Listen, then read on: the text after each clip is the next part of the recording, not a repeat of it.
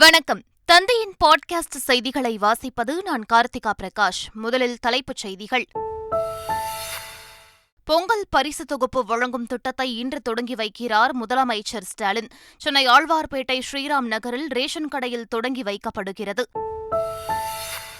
இரும்புக்கரம் கொண்டு போராட்டத்தை அரசு ஒடுக்கவில்லை என போக்குவரத்துத்துறை அமைச்சர் சிவசங்கர் விளக்கம்.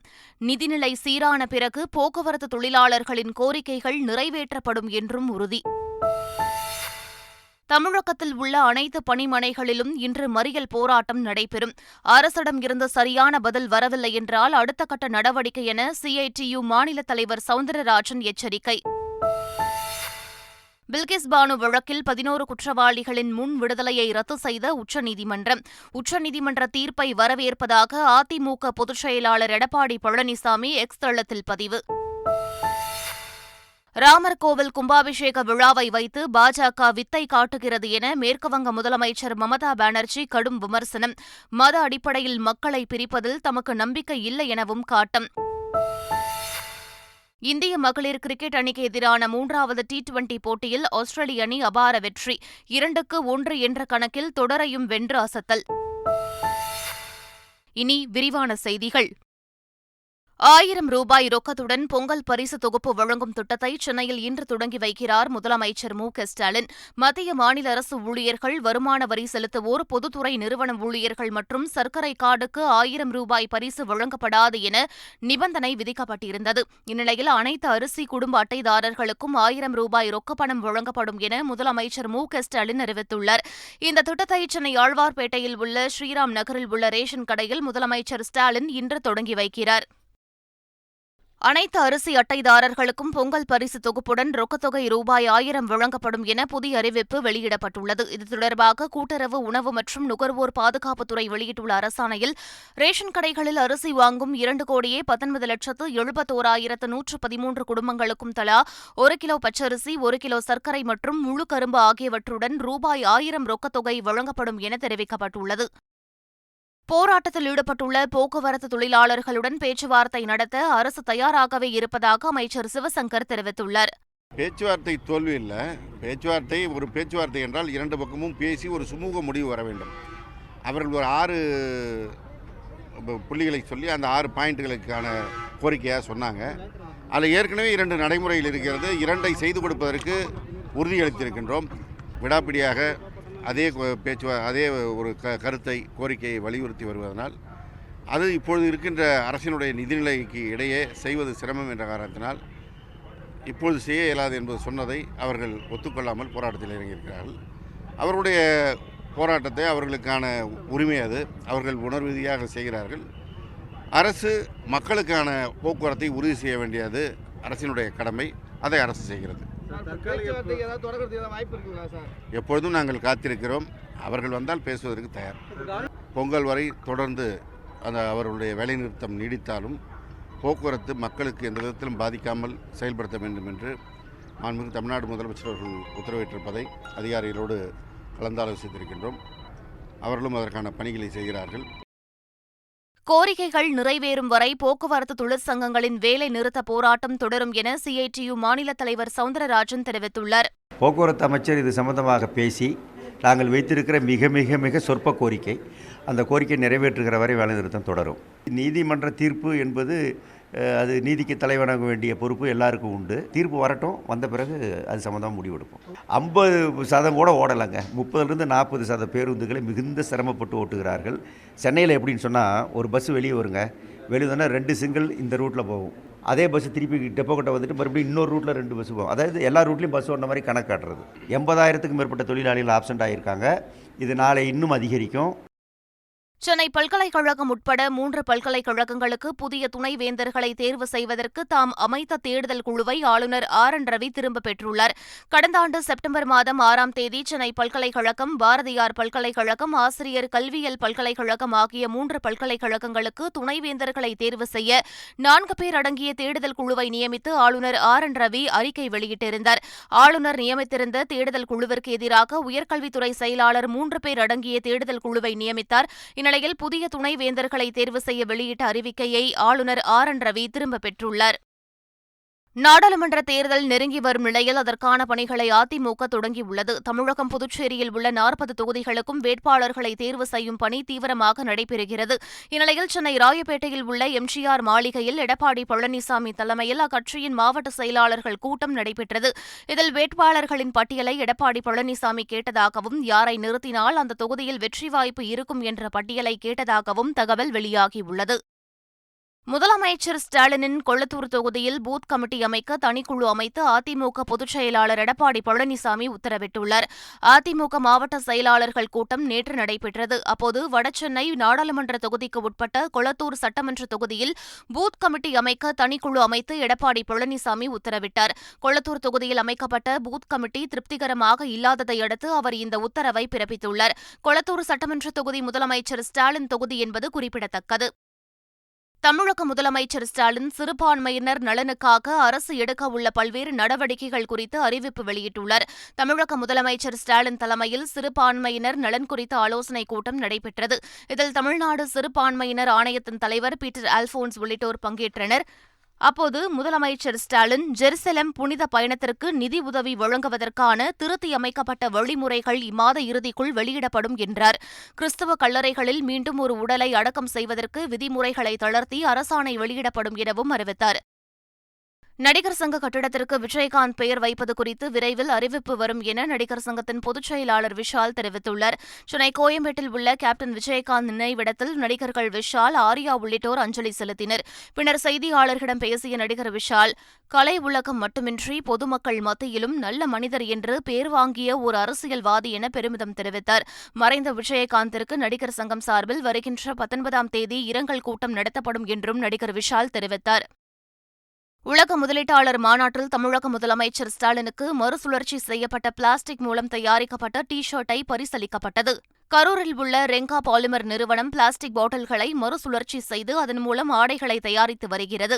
இந்நிலையில் அந்த நிறுவனத்தின் உரிமையாளர் உலக முதலீட்டாளர்கள் மாநாட்டின்போது முதலமைச்சர் ஸ்டாலினை சந்தித்து அவருக்கு மறுசுழற்சி செய்யப்பட்ட பிளாஸ்டிக் மூலம் தயாரிக்கப்பட்ட டி-ஷர்ட்டை பரிசளித்துள்ளார்.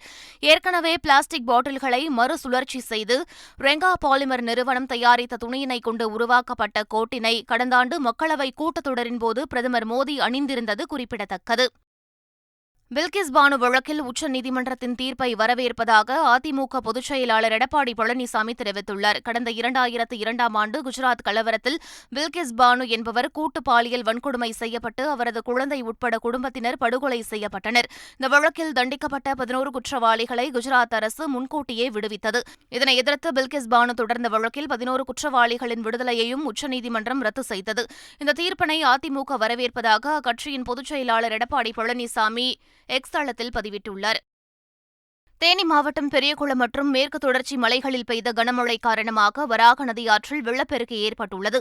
சோத்துப்பாறை அணையிலிருந்து வெளியேற்றப்படும் உபரி நீர் வராக நதி ஆற்றில் கலப்பதால் வெள்ளப்பெருக்கு அதிகரித்துள்ளது. வராக நதி ஆற்றங்கரை ஓர பகுதிகளான பெரியகுளம், வெடுகப்பட்டி, ஜெயமங்கலம் உள்ளிட்ட பகுதிகளில் மக்கள் ஆற்றை கடக்கவோ குளிக்கவோ வேண்டாம் என அதிகாரிகள் எச்சரிக்கை விடுத்துள்ளனர். தேனி மாவட்டம் மயிலாடும்பாறை கிராமத்திற்குள் தண்ணீர் புகுந்ததால் பொதுமக்கள் அனைவரும் கிராமத்தை விட்டு அப்புறப்படுத்தப்பட்டுள்ளனர். வைகை ஆற்றில் ஏற்பட்ட வெள்ளப்பெருக்கு காரணமாக தேனி மாவட்டத்தில் உள்ள பெரியகுளம் கண்மாய் நிரம்பி மயிலாடும்பாறை கிராமத்திற்குள் தண்ணீர் புகுந்துள்ளது. போலீசார் மற்றும் தீயணைப்புத் துறையினர் முன்னெச்சரிக்கை நடவடிக்கையாக பொதுமக்களை கிராமத்திலிருந்து அப்புறப்படுத்தியுள்ளனர். பெருநகர சென்னை மாநகராட்சிக்கு உட்பட்ட பகுதிகளில் 8 மற்றும் 9 ஆகிய தேதிகளில் நடத்தப்பட்ட சிறப்பு முகாம்களில் பொதுமக்களிடமிருந்து 9174 கோரிக்கை மனுக்கள் பெறப்பட்டுள்ளன. இந்த முகாம்களில் பெறப்பட்ட மனுக்கள் சம்பந்தப்பட்ட துறைகளால் 30 நாட்களுக்குள் பரிசீலிக்கப்பட்டு உரிய சேவைகள் மக்களுக்கு வழங்கப்படும் என்று தெரிவிக்கப்பட்டுள்ளது. கூட்டணி கட்சியின் சின்னத்தில் போட்டியிட்டு வெற்றி பெற்றவர்களின் வேட்பு மனுக்களை ஏற்றது செல்லாது என தேர்தல் ஆணையத்திற்கு உத்தரவிட முடியாது என்று சென்னை உயர்நீதிமன்றம் தெரிவித்துள்ளது. கடந்த மக்களவைத் தேர்தலின்போது அதிமுக, திமுக சின்னத்தில் போட்டியிட்ட மற்ற கட்சிகளின் வேட்பாளர்களின் வேட்பு மனுவை தேர்தல் ஆணையம் ஏற்றது செல்லாது என அறிவிக்க கோரியும், திமுக சின்னத்தில் போட்டியிட்டு வெற்றி பெற்ற 4 பேரின் வெற்றியை செல்லாது என அறிவிக்க கோரியும் ரவி என்பவர் வழக்கு தொடர்ந்திருந்தார். வழக்கை விசாரித்த சென்னை உயர்நீதிமன்றம் தேர்ந்தெடுக்கப்பட்ட மக்கள் பிரதிநிதியின் தேர்தலை எதிர்த்துதான் வழக்கு தொடர முடியும் என்று கூறி உத்தரவிட மறுத்துவிட்டது. லட்சத்தீவில் புதிய விமான நிலையம் அமைக்க மத்திய அரசு திட்டமிட்டுள்ளதாக தகவல் வெளியாகியுள்ளது. லட்சத்தீவில் சிறிய அளவில் அகத்தி விமான நிலையம் மட்டும் உள்ள நிலையில் மினிசோப் தீவில் ராணுவ மற்றும் சிவில் விமானங்களை இயக்கும் வகையில் விமான நிலையத்தை கட்டமைக்க மத்திய அரசு திட்டமிட்டுள்ளது என அரசு தரப்பு தகவல்கள் தெரிவிக்கின்றன.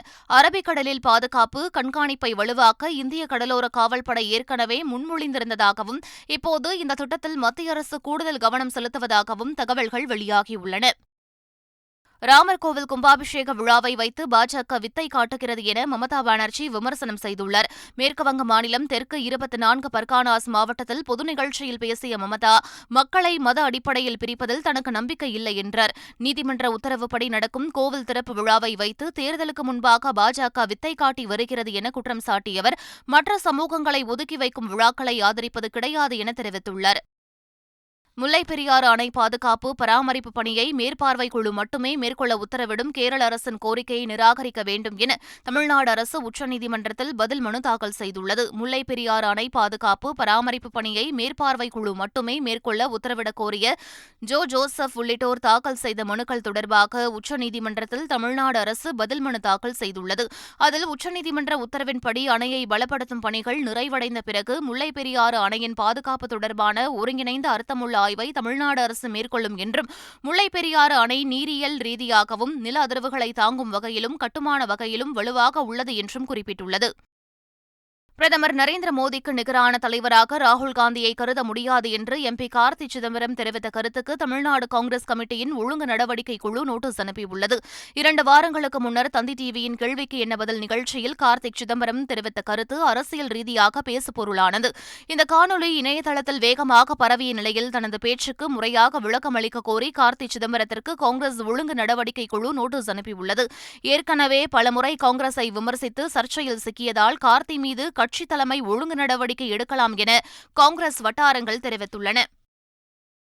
தனுஷின் கேப்டன் மில்லர் திரைப்படத்தை சட்டவிரோதமாக இணையதளங்களில் வெளியிட தடை விதித்து சென்னை உயர்நீதிமன்றம் உத்தரவிட்டுள்ளது. பொங்கல் பண்டிகையை முன்னிட்டு ஜனவரி 12ஆம் தேதி படம் திரையரங்குகளில் வெளியாகும் நிலையில் சட்டவிரோதமாக இணையதளங்களில் வெளியாவதற்கு தடை விதிக்க கோரி படத்தின் தயாரிப்பு நிறுவனம் வழக்கு தொடர்ந்தது. இந்த வழக்கை விசாரித்த உயர்நீதிமன்றம் கேப்டன் மில்லர் படத்தை 1166 இணையதளங்களில் சட்டவிரோதமாக வெளியிட தடை விதித்து உத்தரவிட்டார்.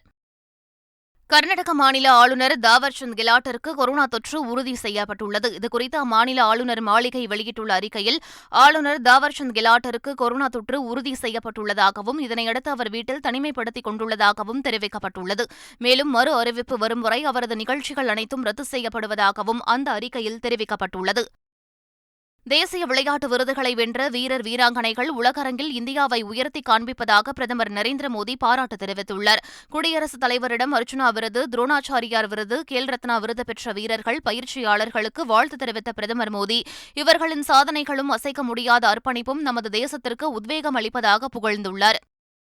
முதுநிலை மருத்துவ நீட் நுழைவுத் தேர்வுக்கான நடைமுறை கடந்த 7ஆம் தேதி தொடங்கிய நிலையில் மார்ச் 3ஆம் தேதி தேர்வு நடைபெறும் என முன்னதாக அறிவிக்கப்பட்டிருந்தது.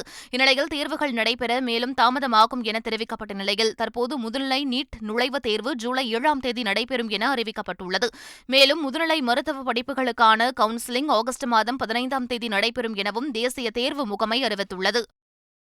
ஜப்பானில் மீண்டும் சக்தி வாய்ந்த நிலநடுக்கம் ஏற்பட்டது. புத்தாண்டு தினத்தன்று ஏற்பட்ட நிலநடுக்கம் காரணமாக 200க்கும் மேற்பட்டோர் உயிரிழந்த நிலையில் மீண்டும் அதே பகுதியில் நிலநடுக்கம் ஏற்பட்டுள்ளது. பிற்பகல் 2:29 மணிக்கு ஹொன்சுவின் மேற்கு கடற்கரைக்கு அருகில் 46 கிலோமீட்டர் ஆழத்தில் சக்தி வாய்ந்த நிலநடுக்கம் உணரப்பட்டதாக குறிப்பிட்டுள்ள ஜப்பான் வானிலை ஆய்வு மையம் ரிக்டர் அளவில் 6ஆக பதிவானதாக தெரிவித்துள்ளது. சுனாமி எச்சரிக்கை எதுவும் விடுக்கப்படவில்லை. மீண்டும் தலைப்புச் செய்திகள். பொங்கல் பரிசு தொகுப்பு வழங்கும் திட்டத்தை இன்று தொடங்கி வைக்கிறார் முதலமைச்சர் ஸ்டாலின். சென்னை ஆழ்வார்பேட்டை ஸ்ரீராம் நகரில் ரேஷன் கடையில் தொடங்கி வைக்கப்படுகிறது. இரும்புக்கரம் கொண்டு போராட்டத்தை அரசு ஒடுக்கவில்லை என போக்குவரத்துத்துறை அமைச்சர் சிவசங்கர் விளக்கம். நிதிநிலை சீரான பிறகு போக்குவரத்து தொழிலாளர்களின் கோரிக்கைகள் நிறைவேற்றப்படும் என்றும் உறுதி. தமிழகத்தில் உள்ள அனைத்து பணிமனைகளிலும் இன்று மறியல் போராட்டம் நடைபெறும். அரசிடம் இருந்து சரியான பதில் வரவில்லை என்றால் அடுத்த கட்ட நடவடிக்கை என CITU மாநில தலைவர் சவுந்தரராஜன் எச்சரிக்கை. பில்கிஸ் பானு வழக்கில் 11 குற்றவாளிகளின் முன் விடுதலையை ரத்து செய்த உச்சநீதிமன்றம். உச்சநீதிமன்ற தீர்ப்பை வரவேற்பதாக அதிமுக பொதுச் செயலாளர் எடப்பாடி பழனிசாமி எக்ஸ் தளத்தில் பதிவு. ராமர் கோவில் கும்பாபிஷேக விழாவை வைத்து பாஜக வித்தை காட்டுகிறது என மேற்குவங்க முதலமைச்சர் மமதா பானர்ஜி கடும் விமர்சனம். மத அடிப்படையில் மக்களை பிரிப்பதில் தமக்கு நம்பிக்கை இல்லை எனவும் காட்டம். இந்திய மகளிர் கிரிக்கெட் அணிக்கு எதிரான 3வது T20 போட்டியில் ஆஸ்திரேலிய அணி அபார வெற்றி. 2-1 என்ற கணக்கில் தொடரையும் வென்று அசத்தல். இத்துடன் பாட்காஸ்ட் செய்திகள் நிறைவு பெறுகின்றன. வணக்கம்.